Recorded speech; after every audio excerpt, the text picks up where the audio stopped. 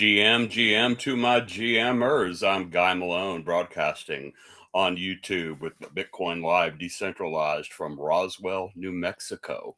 I'm in a little cubby hole that I pay $150 a month rent for, to where I'm here for the public. In the background, I've got a few columns I've written for the Roswell Daily Record when I was a newspaper copy editor there. And in the course of copy editing, I began writing a Bitcoin column that landed me in Las Vegas, Nevada about this time last year. So we're on a program called When Finance Meets Faith. And this is Kat N with me. We are both, we'll say, community members of the Buckazoids Project. When I was in Las Vegas last year, I came across a crew of people representing. We have had a Buckazoids origin story of a type. We've had Matty B, also a big guy, just a community member who contributes a lot of his time and talent, as Kat does, to the Buckazoids origin, inspiration, background of Bitcoin. We believe we've stumbled across a video game that the people that wrote the white paper, Satoshi Nakamoto, played in their basements, perhaps when they're in their 20s or 30s. They all seem to work for the same company, Sierra Online Gaming, and the game Space Quest introduced them. Pictured there is this year. Thank you, Nick, for bringing that up. Is this year the Buckazoids crew reunited. I met Kat here, seated next to me. We're both on the right, face to face, in person. We're not strangers. They had to wait on me to get my coffee ready this morning. So these people in this photo know my morning routine a little better than I probably want people to, I guess. But Kat is one of them. We're not strangers to each other. We've met face to face. We've hung out in Las Vegas representing Buckazoids recently at the last Las Vegas Bitcoin conference. So I promised Kat I would just talk and give her a good warm, she wouldn't have to come on here cold. But, we've talked about the origin of Bitcoin. I've written about it now in the game Space Quest. I'm pleased to bring on a tech person who is developing her own vault. I'll leave it at that, leave it for her to describe it. But she knows more about Buckazoids' early history, and I'd say she has forgotten more than I know about Buckazoids' early history and about technology, the internet, and cypherpunk history. I am honored. I'm going to learn so much, and you guys are too. Say hi, Kat. Good morning, Kat. Hi. Well, you flatter me. Thank you. You talk me up too much. But thank you. But yeah, but I wanted to say, it's like, yeah, we did meet last year as well, in passing. It was, yeah. So this is the second year we met in Vegas. So this is the first year that we really started talking, though, and working together. So that's kind of like the major, difference from last year. You were working a table for representing Buckazoids with a small group of people that were pictured last year. And when I met you and your team, you were breaking down your table. The conference was over.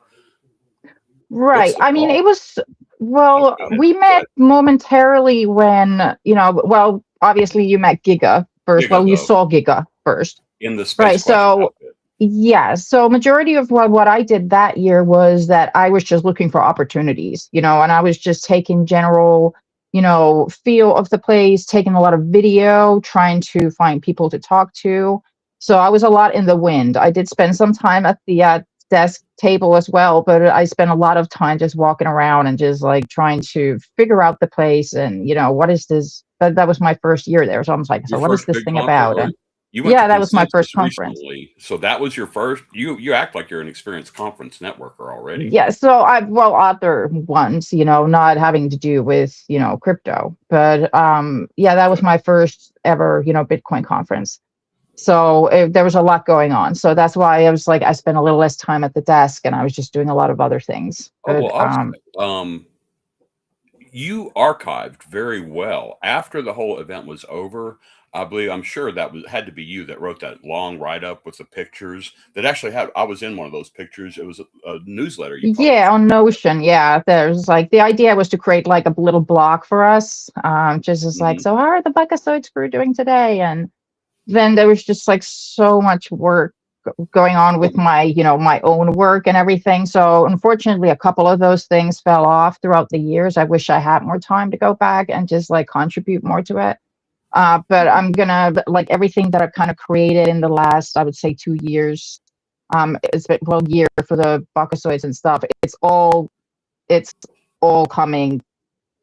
It's all moving basically to the projects that we're creating now.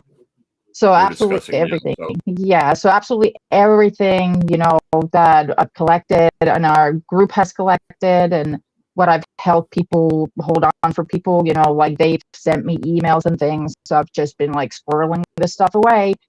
So all of that will be eventually out. Like, so it's going to be like a massive, cloud of just information and things that everybody in our, community has been collecting since this thing kind of happened. So I met you in your role as archivist. You were doing it live. You were taking pictures. You were writing up the story. Am I getting lag? Kat, your mic audio is acting up. No, I mean, I hear you perfectly. I don't know if Okay. I don't have a way of seeing if anything else. Sent a note that yours is acting up. Thanks for that, Nick, our producer. Is mine acting up? I heard a little clicking, and I thought it was Okay. me having internet lag again. What I want to do, in case I've got new listeners that don't know a Buckazoid from a Bitcoin, we often kind of elevator pitch, cold intro. What is the Buckazoids token, or what is a Buckazoid in general? Do you want to take a little crack at that? Give the 60 or 90-second elevator pitch? So I have a couple of them, but it really depends on who you're talking to. Like, and that's kind of like what's clicked to me in the last year as well. That is like, there's so many different avenues to take on, depending on who you're talking to about Buckazoids, right? So the two major things that are coming up is like, it's the gaming community, and then it's the transhumanists. And, it is like the people who are already kind of inclined into this world. People who understand crypto and all that. But I usually always tell people that in 1991, a game came out called Space Quest 4. It was done by Sierra Online. In that game, there's a currency that you use. It actually runs throughout all the games. And everybody understands video game currencies. So it's like, so this video game currency, you use it on every planet. You could use it. It had, it's a currency you can use on every planet. Even just like in one planet, you can spend 20 Buckazoids on a burger, but on another planet, you spend 40 Buckazoids on a burger. So people who understand, video game currency or like video games is like, there's usually there were gold or something like that, but this is the first time where you actually had a currency. This is why you have to kind of like rate me in, because you asked for a 60-second elevator pitch, and my mind already went into 70,000 different directions. Yeah. This is why I'm not the person who is sent out to do the elevator pitches, because, I have like this whole archive and library of information up here, and then it's just like when it starts coming out, it takes a moment for me to control it, so it just comes out like. Good. Yeah. So there was a video game called Space Quest. The in-game digital, the in-game currency, instead of being rubies or sacks of cash or mushrooms like Mario had to grab or whatever, it was actually represented a digital currency that it's a digital was weightless, currency. Yep. Borderless. And that's interesting and neat and niche in itself. That there was before, we're going to say 18 years, you said 1991, but before the Satoshi Nakamoto Bitcoin white paper was written that actually defined and real world this digital currency, there was one being used and played by Cypherpunk, some OG Bitcoin legend people that we might get into. We will, absolutely.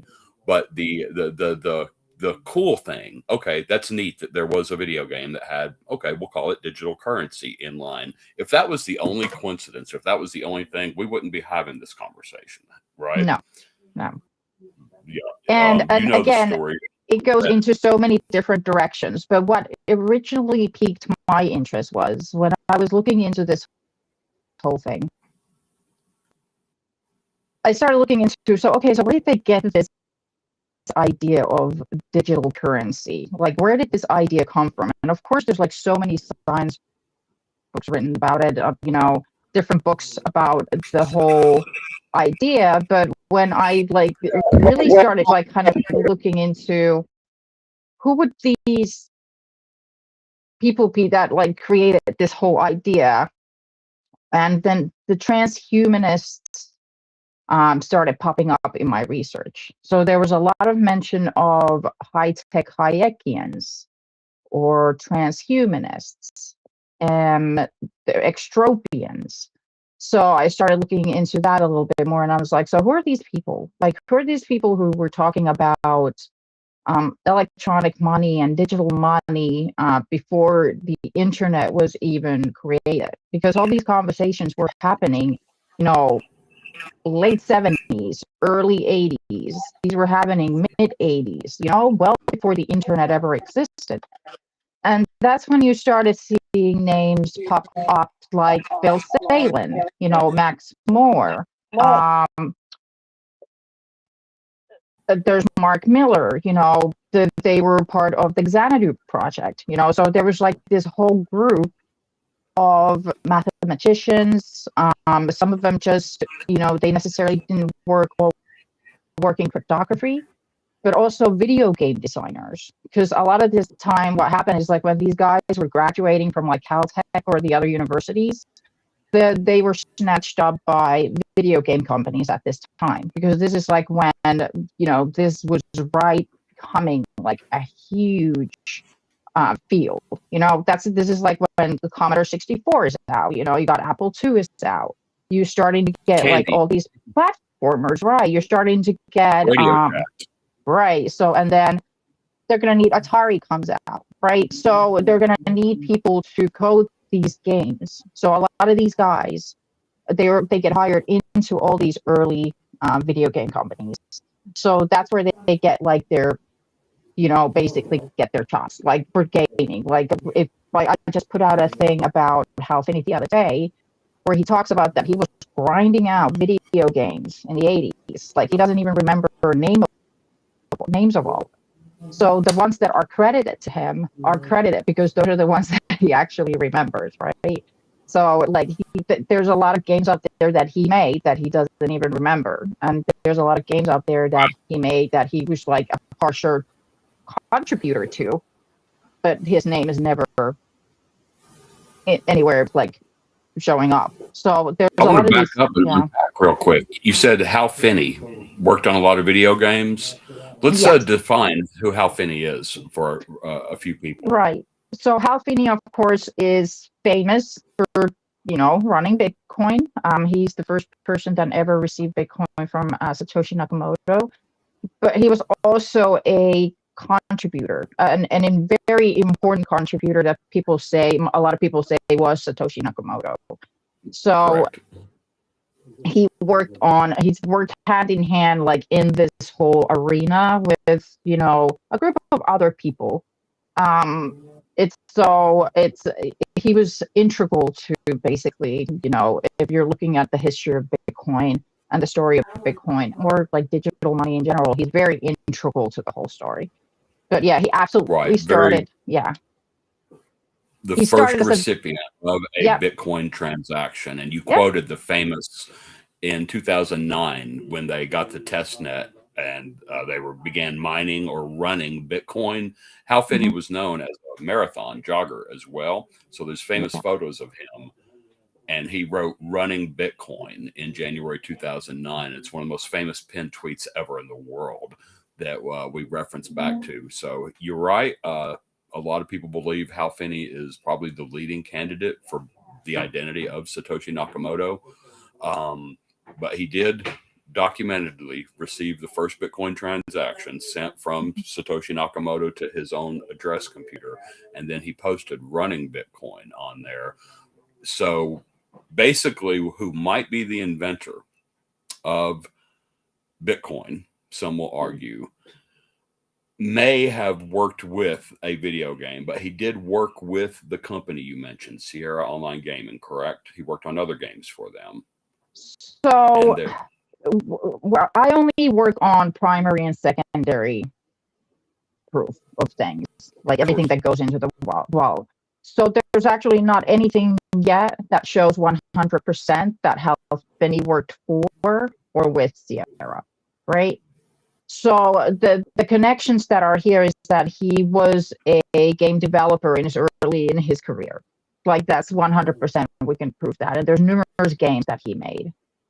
Where it becomes kind of like a thing is like this is where the research come in, and this is where those thousands of little threads that you're pulling come in.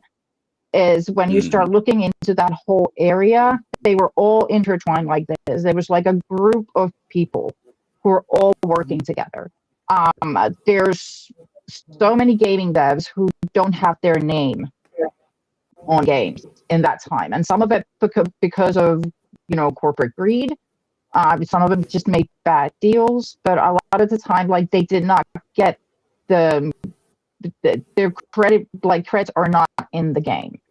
So that's part of it. What I'm doing is I'm hunting down, like, who actually coded what game and did that. And that's going to be part of the vault as well, because there's a lot of devs out there who do deserve that recognition. But I've read recently you did archive. There was a law passed, and a lot of they got together because they were not being credited on these games for their work. And you've just archived how that changed. It started with an A, not Atari, but something else that was huge in that. The Alliance, you said that from now on they got their names credited. Right. So there's a movement to getting. So originally they started Activision. So that is like goes back to video game history. Yeah. So Activision now obviously like became the man. So this is kind of like it's kind of sad when that happens. It was like they left Atari and they're like, oh, you're suppressing us, and then 20 odd years later it's like, oh no, we're the man now. Like they kind of turned around and turned out to be what they left Atari for. So I mean, this is kind of like how things happen. But originally it was a statement from them. They went and started their own company, and these gaming devs, because they weren't getting any but they weren't being accredited or even paid for it. But Hal Finney was like a part of this whole group, right? But while he was working on a bunch of video games, he was also working already on cryptography and things like that. He worked on sound effects as well. A lot of people don't know this. He worked for he worked for a Hollywood company, and he helped them write software for a camera. There's like a lot of things that he did. Like he wrote a lot of software that there's little information here and there about it. Like a lot of it is like behind dead links. So hunting this information down sometimes takes a little bit of time, because then you have to go and look for it through different means. But he has like a whole, that 10-year period when he worked in video games, he wrote different types of software. So I haven't gone down that route yet, like too much. Because it's like a huge rabbit hole again, and that's like one of those things that what I want to do with the vault is that once I have kind of like the basis of it ready, I just want to put that information in there and create kind of like a playground for people, so they can go and like look into this and just like pull little threads and start doing their own research in that area and just see what they can find. So you've uncovered both the history of gaming, doing the hard work of what names were involved in this. You described the gaming industry as all very intertwined, Hal Finney being one of them. There's a juicy detail we've danced around here. There were also two other prominent names that were paid developers for Sierra Online Gaming that sort of tie into this Buckazoid's origin. So we're going to state that real quickly in your words, and then we'll move into, well, the transhumanist. You used that word when we opened. what Cat is bringing to the table, along with archiving in a, use the words later, decentralized, vault, off grid, not unhackable, but anyway, what you're doing, what is different about the database you're building to preserve this history, to protect it is the word I'm looking for. But there were two gamers that worked with Sierra at the time that may or may not have, we don't have anything locked in, but interacting perhaps with Hal Finney at the same time. You want to drop their names for Right. fun? Yeah. So the first person was they went on to work for Sega, and their wife also worked. So they were a huge presence in the gaming industry. And their name was Rodney Nakamoto. And you can go and look up this gentleman and what he did in the gaming industry in general.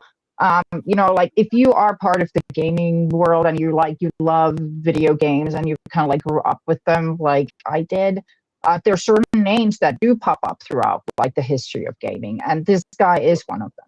You So said yeah, so Nakamoto? yeah, Rodney Nakamoto.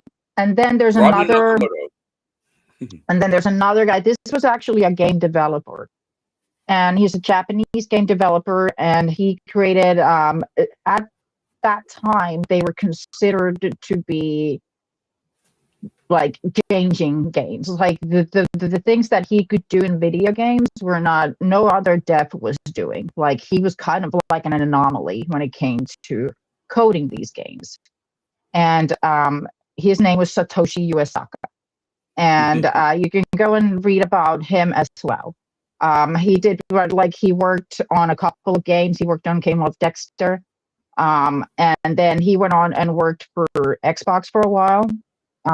He did leave the gaming industry. What I did manage to grow a little bit when I was looking into him as well. I do know that he works in AI now. So he kind of left the gaming industry, but he still works in he works in the sciences, but he's in AI research right now. So those were kind of like the two huge names that immediately pop up. If you know anything about Bitcoin or anything, and you hear those names put together, you immediately go like, interesting. Right. So to put it together for anybody that missed what we're getting at here is the person who received the first Bitcoin transaction worked in a video gaming company, worked around a community where there was leaders named Satoshi Nakamoto, Rodney Nakamoto, Bitcoin, and then the white paper that introduced Bitcoin to the world that came 18 years after this video game was being played in 1991. The Satoshi Nakamoto Bitcoin white paper was published. And then that's where the world changed. What we're suggesting is the inspiration and the origin. Who wrote the white paper may or may not have been included in this little group of people and literally played Space Quest at some point with these people. That is almost a dead horse that we've beaten on this program, honestly, but that is just to catch others up that may or may not know that. What Kat's area of specialty is, and why we're kind of bringing what she's archiving, is that there was a feature. What else did these video game people have in common was more of a life philosophy and what their actual goals. And they did not just want to create a decentralized currency that could be uploaded and to another platform. Let's jump into define the word transhumanism, please, in Hayekian. Let's pick your brain for their connections, that the origins of Bitcoin may have been transhumanist. Yeah, so there's different groups even within that kind of group. So Max Moore is kind of like the gave birth to the transhumanist movement. So he was born in Oxford, so he's a British guy, he's English. And he moved to the US, I think it was the late 70s, early 80s, and he moved to California, like right where these, all these guys at the time were also, Caltech area, where there was a lot of these video game companies, but also a lot of these other tech companies were like starting up at that time as well. So Hmm. Max Moore is kind of like the guy who is at the heart of the extropian movement and the transhumanists. He really started it. He coined a lot of the, of the language that was around it, and other people then who, when once he started having like little meetings and talking to people, there were other people in that area who were very interested in what he had to say and also felt the same way. And transhumanism basically, and this extropianism, is about using technology to better your life. It's about it's about medicine, like nanotechnology. It's about you know how can technology make our lives better? Like, how can it make our health better? How can it make us free? How can it help us live our lives to the fullest? And that's what their whole conversation is about. And then during, obviously, when they're talking about these life extending, um, medical things and, cryotechnology and, coming back, once we have ways to heal you and everything, of course, there's a conversation of, well, how do you take your wealth with you? And that's like one of those conversations that actually Tim May had with Phil Salen. And those are two names that, that come up a lot in this area. And that basically their conversation about this particular subject is what's considered to be the Big Bang that started the cypherpunk movement.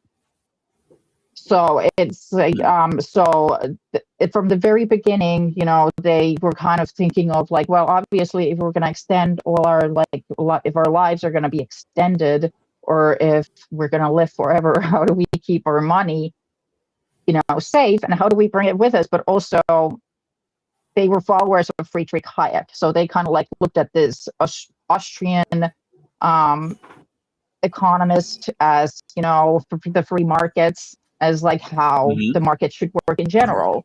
So they literally took Hayek's propositions about free market economy, and they went, we're going to code this. We're going to code this into existence, right? So that's kind of where I see the birth of, where kind of like these ideas from the digital money comes from. And when you start going back and you really like read into the techno-libertarianism, and you go back and you read these guys, what they were writing in the 80s, even in the early 90s, you really see like a continuum there. Like, you see like how their thoughts have basically brought about Bitcoin. I love that you said their conversation was the Big Bang. The two men, say their name. Phil. Who are the two Tim May guys? and Phil Salen. And they simply had a conversation like you and I are having that said, you know what? If we use technology to extend our life forever, for example, or at least for hundreds of years, um, we're going to have to take our wealth with us. And everything I know as a formerly LARPing as a Bitcoin maximalist was that Bitcoin was invented as freedom money, that it was a sly, roundabout way to take money out of the hands of the government, who could decline our transactions if they didn't like what we were doing with our money. It was a political movement that, like in Russia, Putin tried to debank his opponent, and his opponent starts taking Bitcoin and makes more money. And now Putin and President Trump have both bowed the knee. They both tried to stop Bitcoin. But everything I know, everything almost everybody knows about Bitcoin, is that we're planting our flag on freedom money, decentralization from government. And I love the way you were able to give us a history of the men, the people who were actually behind it, that invented it. You have framed Bitcoin as an afterthought. Do you realize that? Right. Yeah, but that's the thing, though. I think it kind of was. I mean, Bitcoin was like it was the end result of like 20 years, 30 years of like really people who were like really passionate, and kind of like trying to come up with a solution to like this one question, right? So Phil Salen, he created this thing called AMIX, AMIX, which was like the first marketplace that ever made, like an electronic marketplace. And this was in the 80s. Like, so there was absolutely no way it was going to be successful because like there was like the scaffolding wasn't there. Like the internet didn't exist yet. Yeah. People were using dial-up modems, up to this point, just even to get into, any kind of like anybody who lived back in that days remembers, it was a nightmare, right? So it was there were just chat rooms that was a dark screen with white text, and that was it was like it wasn't a lot, but he like he had this vision. Yeah, and I think he was really like it's like I see like the more I read about this, and it's like there's like you see the same names constantly pop up, like wherever you turn and you look at, and then you read these interviews from these guys who are integral in here, and they all keep naming the same names. It's always the same names wherever you kind of look. So it's very clear that it's kind of like it's a conglomerate of people. To me, it's like I honestly don't even care about who Satoshi Nakamoto is. Like, I don't think that's important. I think it's also a little bit of a distraction. Like, it's the Satoshi Nakamoto is like the whole group. It's the idea. It's the movement, right? The question should be, so who wrote the white paper? That's a different question. It's like, so you have Satoshi Nakamoto as the writer of the white paper. Yeah, that's one person, possibly maybe two people or something working together, or more, who knows? But I feel like it's not even important. They were writing down something that had already been collectively arrived at after decades of research and testing piling on top of each other. Yeah. So like and said, I have an idea like in my head who it is. And like if you go and read, like it's kind of funny when you go and like look at these YouTube videos and you listen to the podcast where these people are, and they kind of like you can they want to tell the story, but it's just like I feel like it's sometimes difficult as well, because there's like the people are looking at it as like, oh, it's this one person who created this money, and it's like, where's this whole huge history behind it, that has to do with the crypto wars in the 90s and the government trying to put a back door into everything, and cryptography was elite, like against the law, and so people were wearing like other t-shirts and going across borders. So like there's so much there. It's just like insane. And I was like, that's what I kind of like want to do, is like get this vault and just bring all this information and make sure that we remember that it just like it became, because there was a whole movement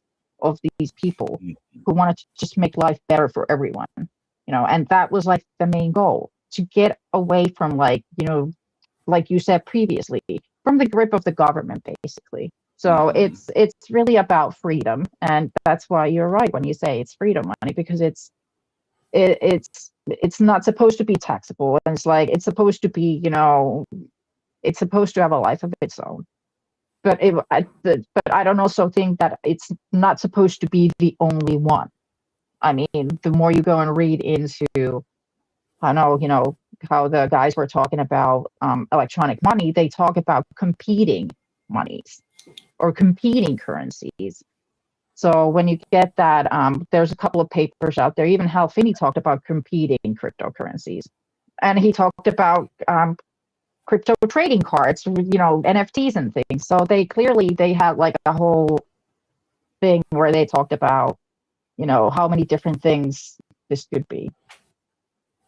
I remember colored coins being a thing from that first year or two of alternates to Bitcoin as well. It was actually a test question on some certification I had. CBP, Certified Bitcoin Professional. Andreas Antonopoulos and Vitalik were on the nonprofit Canadian board years ago, put together. But yeah, colored coins. That's Bitcoin maxis need to actually read our own history, apparently, because you're right. Alternating or alternative and competing cryptocurrencies was actually part of the plan. I mean, that's game theory itself. Yeah, You, and it's interesting when you look at it's like when you got like then you got like oh my God, what's his name? Dean Tribble and Mark Miller, and they were part of like the Agorix program or the Agora thing. So these guys are still all like building like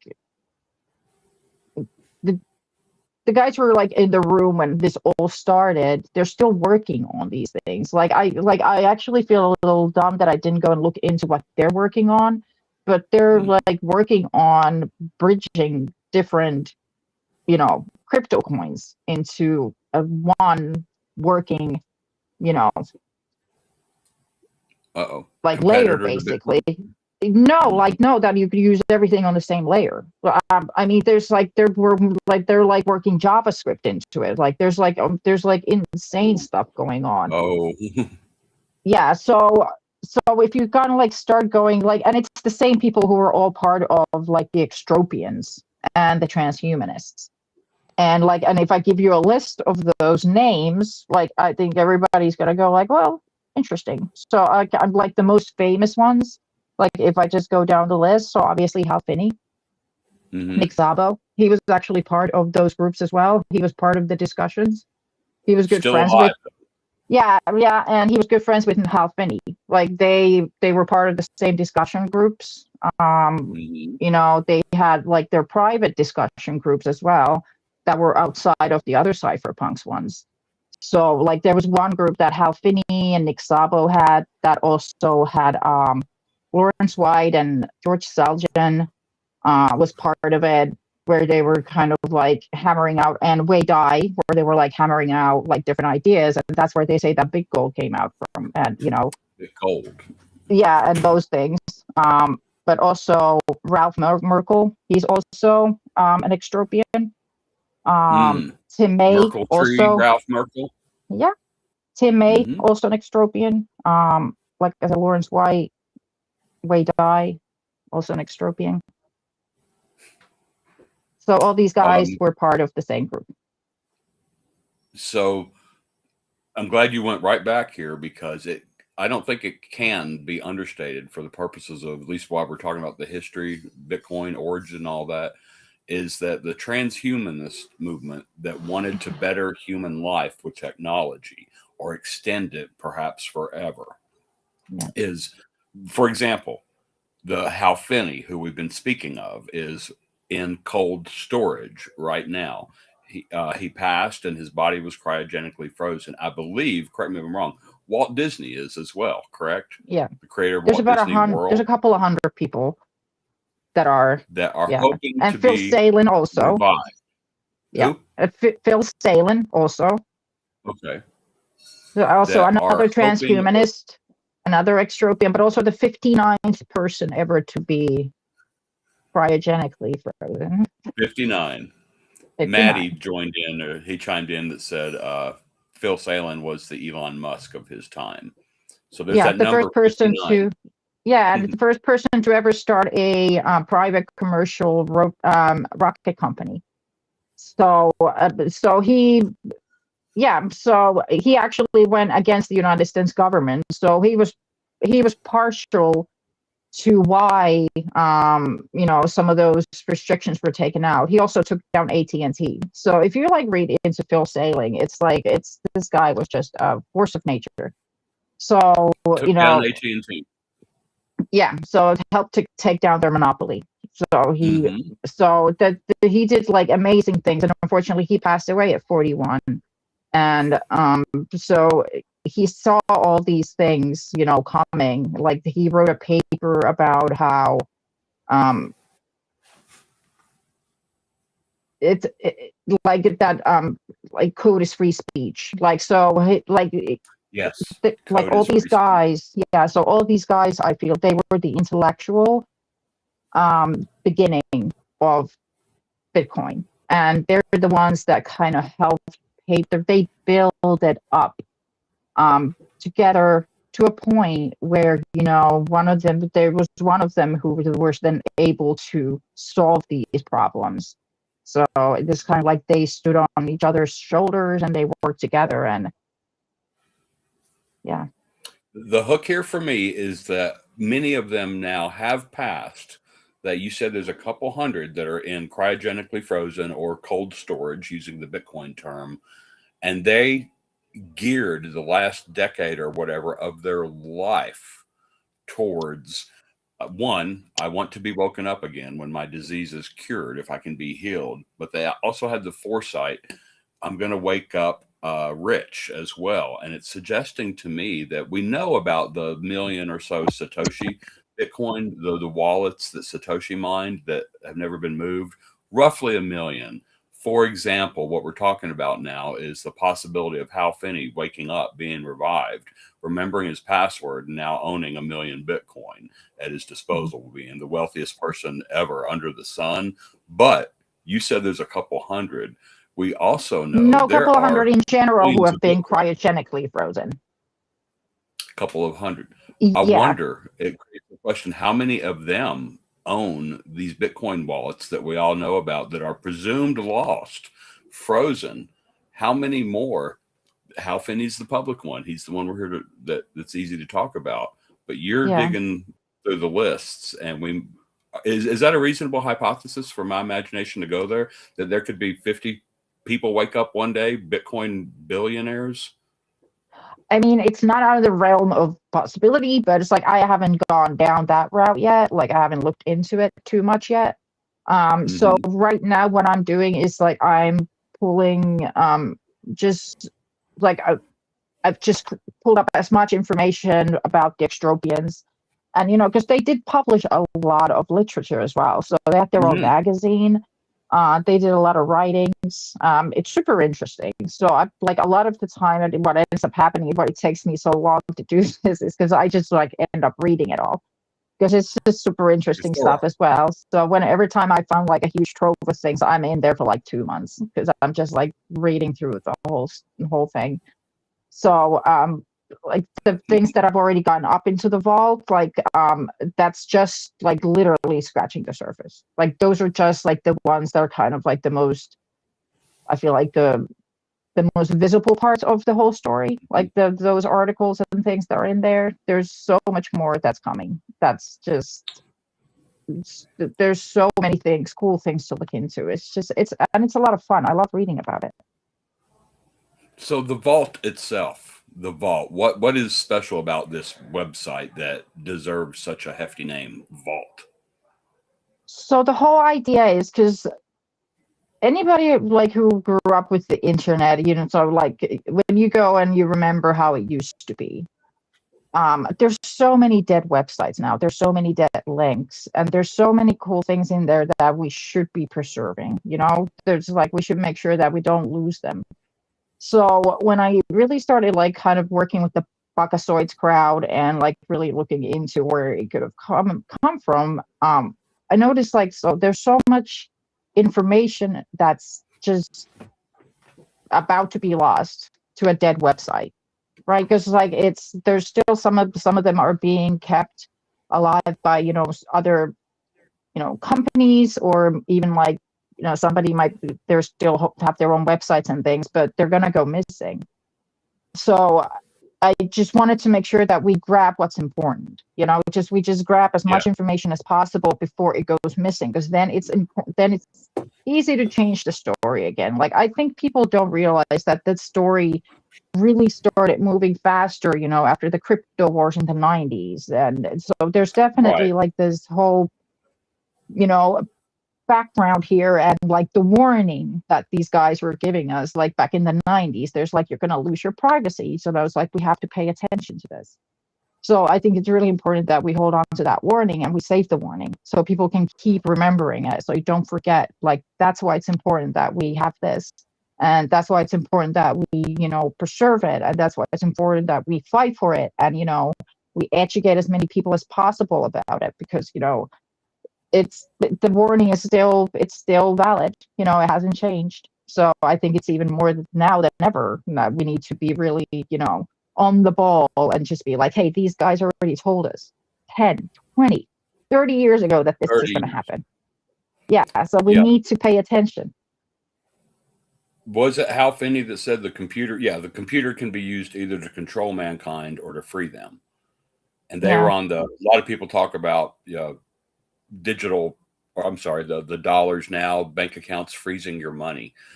They were getting ahead of that problem of governments being able to freeze your money for bad behavior. You go to a government protest, you have an unpaid parking ticket, you're a Hmm. political opponent.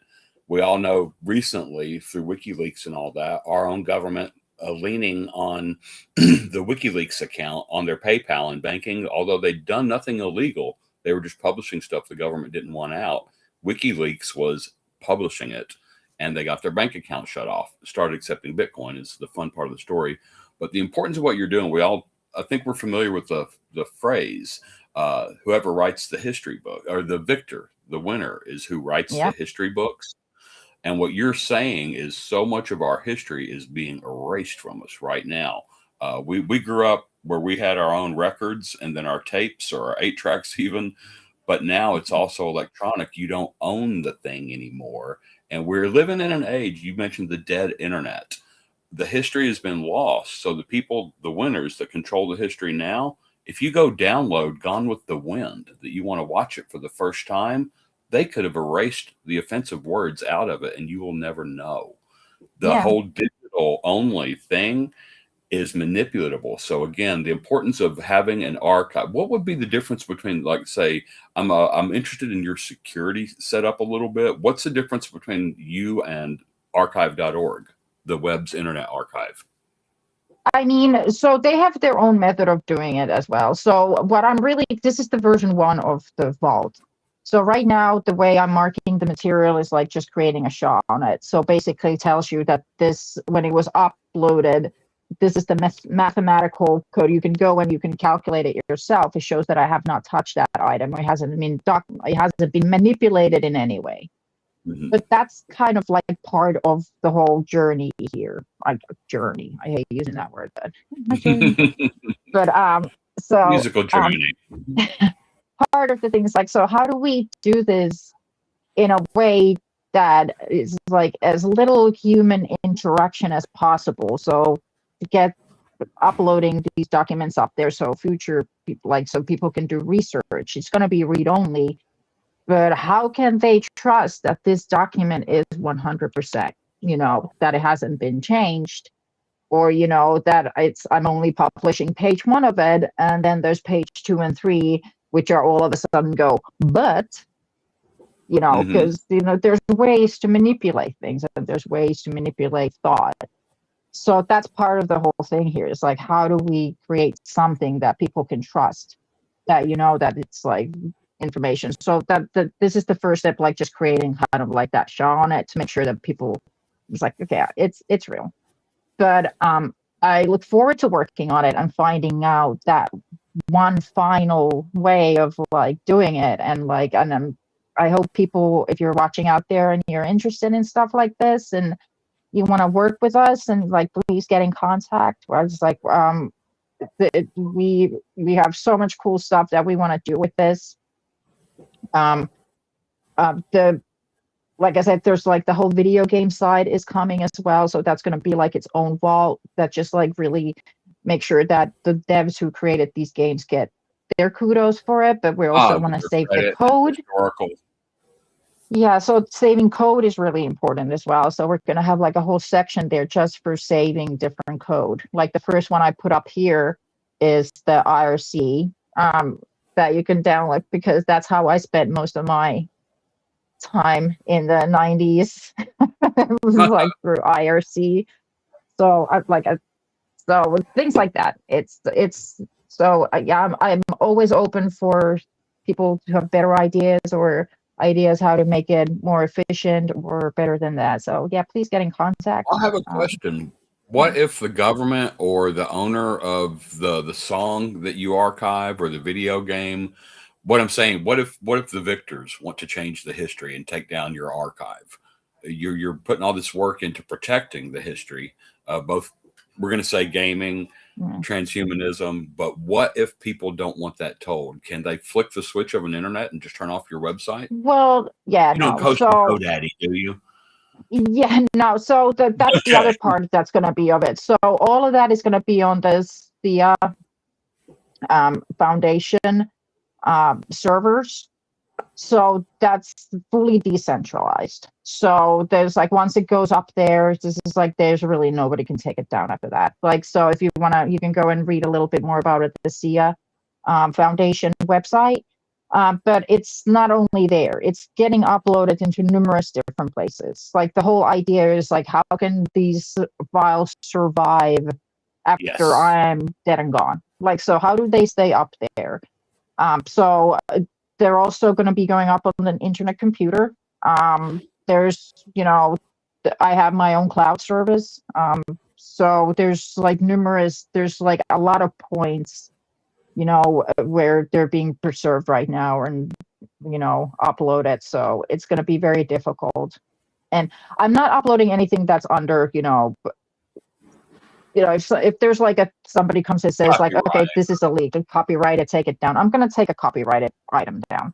Like, I'm Mhm. not here to kind of like break the law or do anything like Right, that. right, right. But to preserve Yeah. honest history.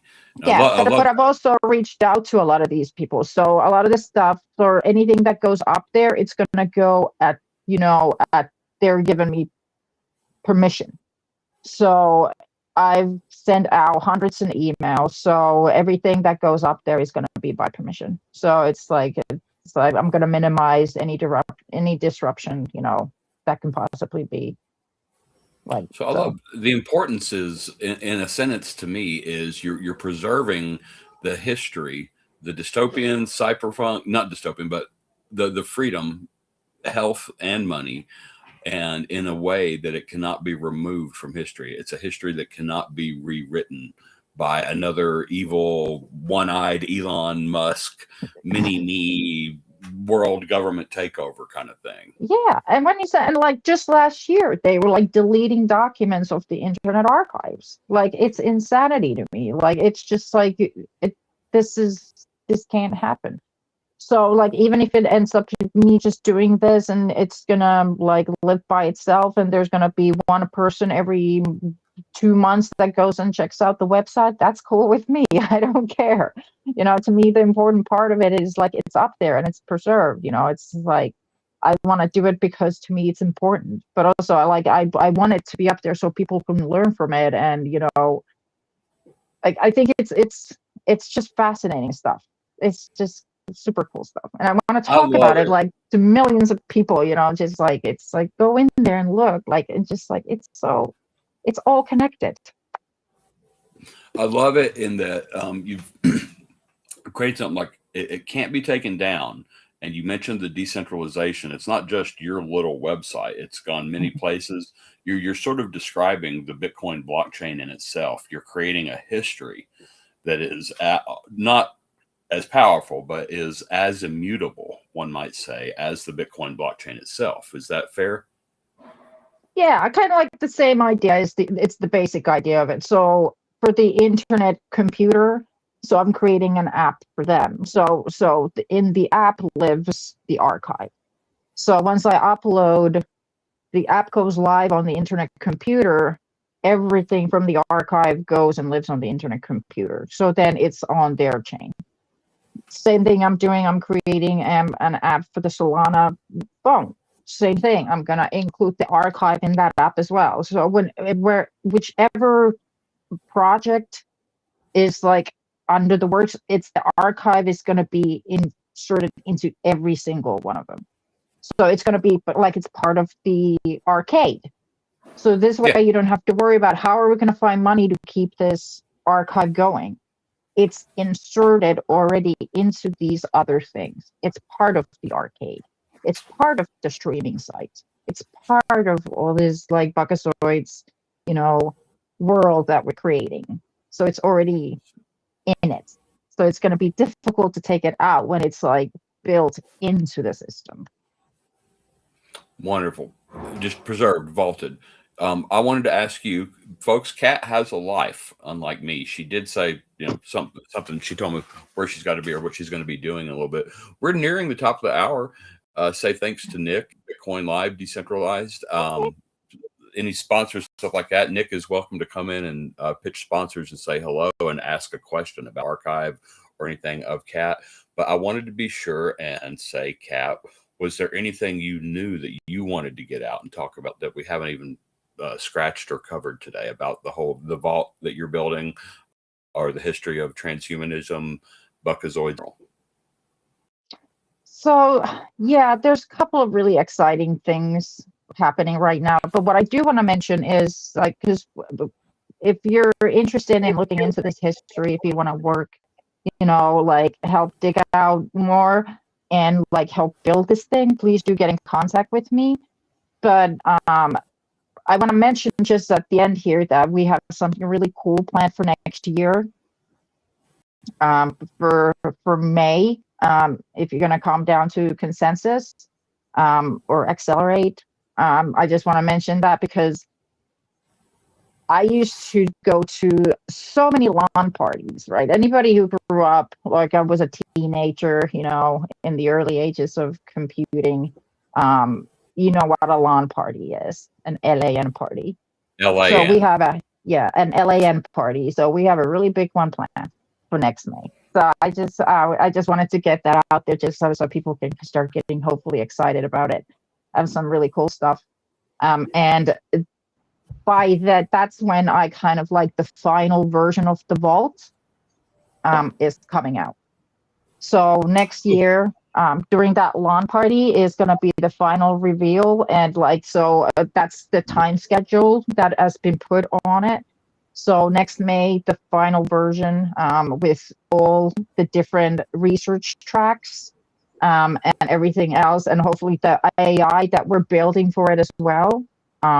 So people can use that AI to do, so they can use that AI. It's kind of like I said, remember when I said that Ready Player One is one of my favorite books when I read that when I was a teenager.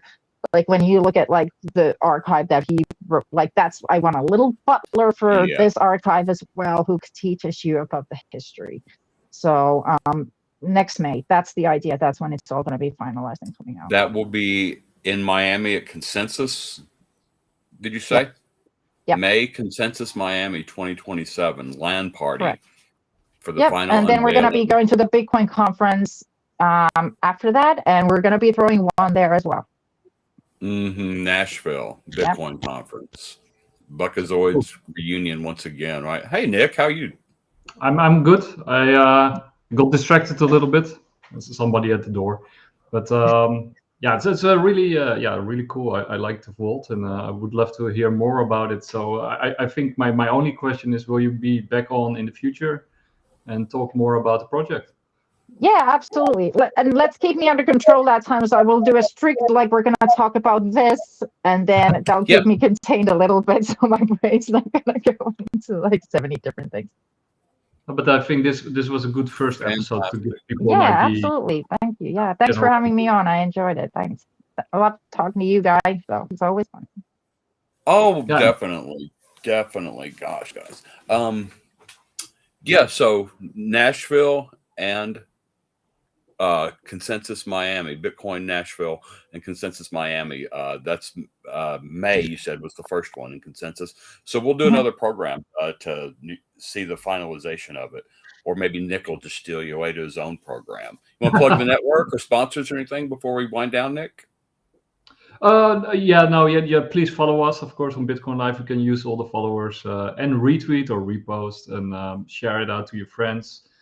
We are a small network and we're very independent. So censorship is heavy. I mean, that was the topic of today. Please help independent broadcasting like ourselves. And in that way, you also help Guy. You also help the Vault and Cat by doing that. Please do that. And of course, also, if you have questions for the guest in the show, drop in the comments or we can even get you into the show. That would be kind of fun, right? So I can actually drop people into the show while live streaming if you're up for it, Guy. We can definitely also do that. So if you're listening and you like to ask questions or you want to be in the show, engage. Right on. And I can always send a link if it's someone we know in the Buckazoid team. Matt would have been fun to have on today, but you both know so much. It would have been a 3-hour program if two of you were allowed to go on it. But okay, I've had a great time. Like I said, I have learned a lot. It's great hanging out with you again, Kat. Go be with your people, live the life you have there off the internet. Buckazoids are all about IRL, and Kat's a good example. She's high tech, but she's also IRL human being too. And that's what we want to preserve. My garden is out of control. Like I already pulled out like this massive, like rooted plant from back there the other day. Now I'm gonna go and finish the job. Plug your website, projectb59.com, correct? Correct. Yep. And also, if you want to go to the arcade, go to nodeb59.com. That's where you will have the arcade, the tournament page, but also you can see the other things that are coming up in the whole Buckazoids world. Just send them over to me and I'll put them underneath the video on YouTube. So for the people watching, follow us on YouTube because we always put our stuff underneath the YouTube video. Usually the next day, but sometimes immediately. So again, my mind's a little bit blown. As important as Bitcoin is to the world, it was an afterthought. It was, hey, if this works, we're going to need some money. And that's how Bitcoin was invented. Seriously. High five, Kat. Good job explaining that down. All right, take us out, Nick. Yeah. God bless everybody. Appreciate you coming on. We look forward to the next time. Take care. Yeah. Bye. Bye.